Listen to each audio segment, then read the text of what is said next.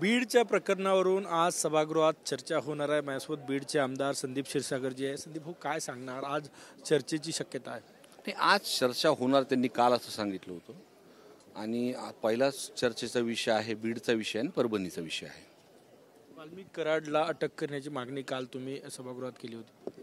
हो, बरोबर आहे। काय जो काही प्रकार तिथं घडला किंवा ज्या काही परिसरातल्या लोकांना किंवा गावाशी लोकांनी बोललो, तर त्या परिसरामध्ये त्या गावाच्या लोकांचं स्पष्टपणे म्हणणं आहे की पोलीस स्टेशनमध्ये त्यावेळेस वाल्मिक कराडचे फोन येत होते, त्याच्यामुळंच त्या केसला तिथे डिले होत होता आणि तो प्रकार घडलाय। 12 तासानंतर गुन्हे दाखल झाले। धनंजय मुंडे काल म्हटले की यावर राजकारण होते, माझं नाव ओढलं जात आहे त्यामध्ये।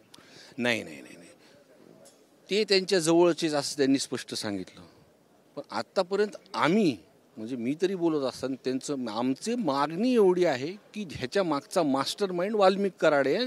तो 307 ह्या कटामध्ये त्याला म्हणजे गुन्ह्यात घेतलं पाहिजे आणि त्याला अटक लवकरात लवकर त्याला अटक झाली पाहिजे। बीडच्या गुन्हेगारीचा मुद्दा गेले 2 दिवस झाले गाजतोय। नाही, परिस्थिती तशी आहे ना, ज्या पद्धतीने तो गुन्हा झालाय की ज्या पद्धतीने संतोष देशमुखला हत्या झाली तिथे, त्याचे डोळे जाळलेत त्याचे, म्हणजे असं अंगामध्ये एक सुद्धा, मी बघितलं त्याचे फोटोवरती की अंगामध्ये एक जागा तिची झुलून, म्हणजे एवढा काय राग असेल।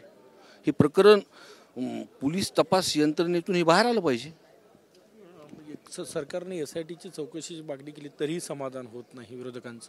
नाही नाही नाही नाही, SITची चौकशी जाहीर केली ते करतील, पण जे मुख्य आरोपी आहेत, आज इतके दिवस गुन्हा नोंद, एक तर गुन्ह्यामध्ये वाल्मिक कराडचं नाव नाही आणि सर्वजण अटक होऊन ही परिस्थिती महाराष्ट्रासमोर आली पाहिजे। एवढे दिवस का लागतात?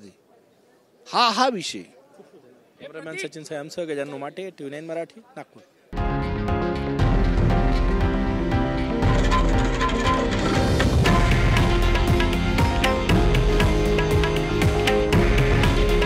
हे आहे देशातील नंबर 1 न्यूज नेटवर्क आणि आपण पाहत आहात TV9 मराठी। काळजी तुमची, हित महाराष्ट्राचं।